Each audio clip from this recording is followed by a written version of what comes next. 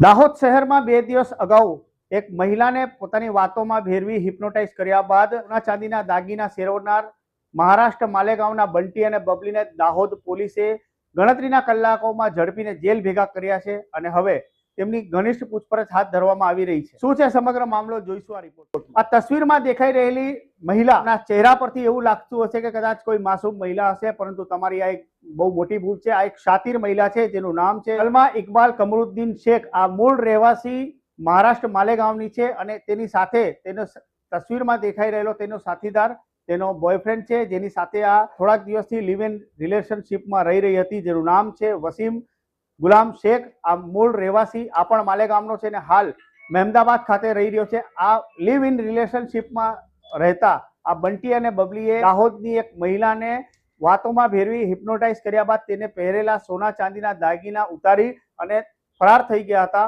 પોલીસે technical source અને અન્ય જે સીસીટીવી કેમેરાઓની મદદથી તેમને ઝડપી પડ્યા છે અને હવે જેલના સલાખો પાછળ ધકેલી દીધા છે। આ સમગ્ર મામલે આજે દાહોદ ડિવિઝનના ડીવાયએસપી જગદીશ ભંડારીએ સિલસિલાબંધ વિગતો રજૂ કરી હતી। શું કહ્યું હતું તેમણે આ મામલે જોઈશું આ રિપોર્ટ। દાહોદના જે ગોધરા રોડ છે એ ગોધરા રોડ ઉપર એક મહિલા પસાર થઈ રહ્યા હતા। એ દરમિયાન વ્યક્તિની પાસે આવી અને એવું કીધેલું કે દવાખાનો રસ્તો ક્યાં છે ને પૂછતાછ કરેલી। એ દરમિયાન અન્ય પણ બેન આવી ગયેલા અને પછી વાતચીતમાં જણાવેલું કે ભાઈ તમારા ઘરણા કે જે છે એ તમે બેગમાં મૂકી દો, આગળ કોઈ ખરાબ લોકો આ પ્રકારે વાતચીત કરી ભરોસામાં લઈ અને પછી નજર ચૂકવી અને એમની પાસે જે કાનમાં પહેરવાની બુટીઓ હતી, મંગળસૂત્ર હતું, ચાંદીની વસ્તુ, તમામ વસ્તુઓ છે કઢાવી અને થેલીમાં મુકાવી હતી અને પછી એ નજર ચૂકવી અને ભરોસામાં લઈ અને વસ્તુ લઈને નાસી ગયા હતા।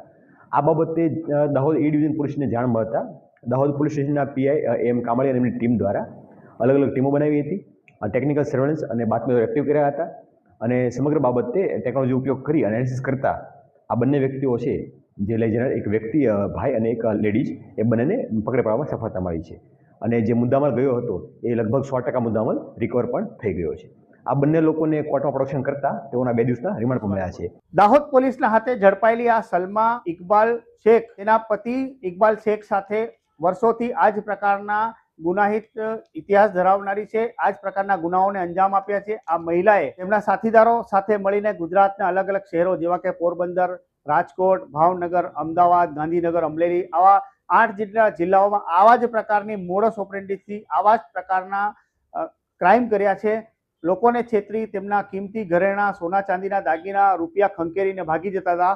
દાહોદમાં પણ તેઓએ આ જ વિચારસરણી સાથે આવ્યા હતા કે દાહોદ જેવા નાના શહેરમાં સીસીટીવી કેમેરા નહીં હોય, પોલીસ એટલી એક્ટિવ નહીં હોય ને અમે સફળતાપૂર્વક પોતાના ટાર્ગેટને નિશાન બનાવી અને અહીંયાથી પણ લોકોને છેતરીને જતા રહીશું। કદાચ તેમની આ એક જ ભૂલ તેમને ભારી પડી, કદાચ તે ભૂલી ગયા હશે કે આ દાહોદ છે। દાહોદ પોલીસે તેમને ગણતરીના કલાકોમાં તેમનો પીછો કરી બંનેને ઝડપી પડ્યા છે અને હવે કોર્ટમાં રજૂ કરી તેમના 2 દિવસના રિમાન્ડ લીધા છે। હવે 2 દિવસના રિમાન્ડ દરમિયાન પોલીસ તેમની સ્ટાઇલમાં તેમનાથી પૂછપરછ કરશે અને આવા જ પ્રકારની મોડસ ઓપરેન્ડીથી અન્ય કેટલા જિલ્લાઓમાં તેમને ગુનાઓ આચર્યા છે અને અહીંયા કોના થકી આવ્યા હતા અને હવે તેમના આગળના ટાર્ગેટ કયા હતા, આ તમામ બાબતો હવે પોલીસ રિમાન્ડ દરમિયાન બહાર આવશે। આ વિડીયો તમને કેવો લાગ્યો કોમેન્ટ બોક્સમાં જરૂર જણાવજો।